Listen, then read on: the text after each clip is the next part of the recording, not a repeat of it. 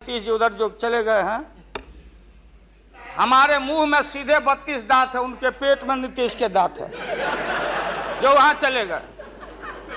पेट में दांत, पेट वाला दांत बड़ा खतरनाक होता है। सन 77 में छपरा से मैं मेंबर पार्लियामेंट बन के आया था लोकसभा का। हम सब लोग एक साथ थे, सभी लोग आंदोलन में थे। आप लोग भी जेल, हम लोग भी जेल। कांग्रेस के खिलाफ हम लोग लड़े थे। उस समय जसवंत बाबू जेल में नहीं थे, जो फाइनेंस मिनिस्टर हैं। थे क्या आप जेल में? हाँ, कभी जेल नहीं, आंदोलन में जेल। तो आप लोग तो आप बिना हरे फिटकिरी का कोई ना कोई पद ले ही लेते हैं,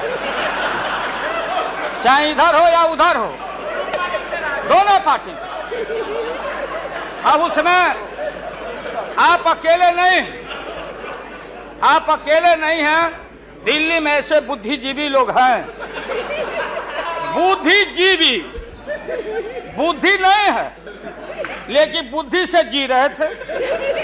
तो खैर छोड़िए इन बातों को, ज्यादा आपको टॉर्चर करने की जरूरत नहीं। तो महोदय, मैं बताना चाहता था, ये जौहर साहब हैं, अब बैठिए। सन 77 में महोदय हम लोग को दिल्ली समझ में आया नहीं। दिल्ली में हम लोग जब आए, राज नारायण जी, जौहर साहब, चौधरी चरण सिंह जी, हम लोग उसी परिवार के लोग हैं महोदय। चाहे मुलायम सिंह जी हो और कोई हो, या नीतीश जी उधर जो चले गए हैं, हमारे मुंह में सीधे 32 दांत है, उनके पेट में नीतीश के दांत है जो वहां चले गए। पेट में दांत, पेट वाला दांत बड़ा खतरनाक होता है।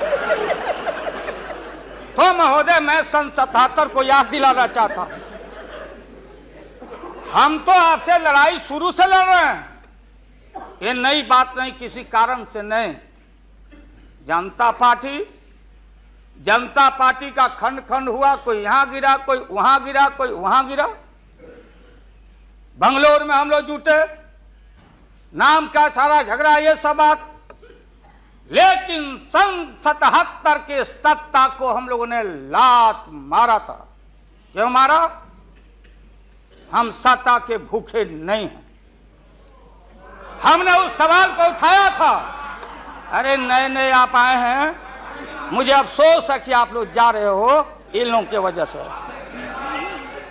सन 77 में दोहरी सदस्यता का सवाल उठाया गया था मजबूती से हम लोगों के द्वारा कि अगर आरएसएस में रहना है।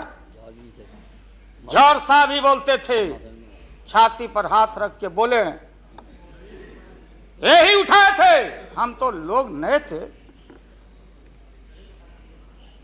हम लोगों ने कहा था या तो आरएसएस में रहिए या तो जनता पार्टी में रहिए। दोहरी सदस्यता नहीं चलेगा इस मुल्क में, और देश के सेकुलर कैरेक्टर और फाउंडेशन को हम लात नहीं मारेंगे।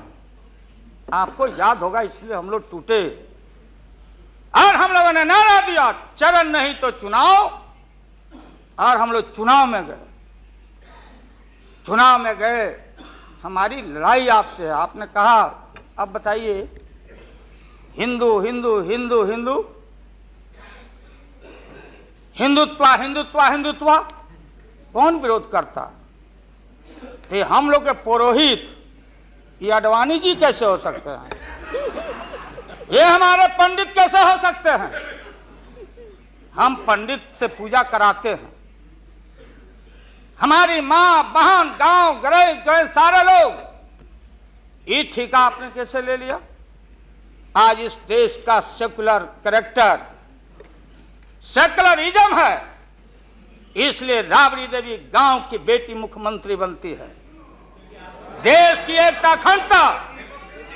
जब भारी नाक पर पानी आया तो हमने कहा मीडिया के लोगों को, महोदय, लोगों ने पूछा कि क्या करोगे? हमने एक कैलेंडर कह दिया, क्योंकि लोग रोज बोलते थे दिल्ली में, नहीं जयललिता जी से पैचअप हो गया।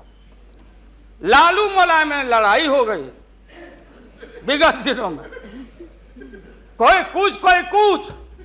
अब हम जो है सो कि पहले बोल देते थे, इस बार हम लोगों ने साइंटिफिक तरीका से काम किया है, समझ लीजिए। क्योंकि साइंस और टेक्नोलॉजी का युग है। आप डंडा पहना छोड़ के अग्नि में प्रवेश कर गए हैं, अब पोखरन में, तो हम लोग भी अब साइंटिफिक तरीका का इस्तेमाल किया है। आप पूछ रहे हैं क्या रूप होगा, क्या रंग होगा? इसमें रंग अजूबा होगा, इस रंग का कोई जवाब आपके पास नहीं होगा। आप जाइए। अभी भी मेरा सुझाव है, हालांकि सुझाव देने का हकदार आपके उम्र के आदमी के लिए हम नहीं योग्य समझते, लेकिन आपने कहा था माननीय प्रधानमंत्री जी, पूरे देश के कांग्रेस के लोगों को विन ओवर करने के लिए, संपैथी लेने के लिए, कि नेहरू जी ने कहा था कि अटल एक दिन तुम देश का प्रधानमंत्री बनेगा। आपने कहा था, ये लिखा हुआ है रिकॉर्ड में, आपने कहा था। तो आप एक बार नहीं, आप 2 बार हो गए। नेहरू जी तो एक बार बोले, आप हो गए 2 बार। आप तो जान छोड़िए मुल्क का।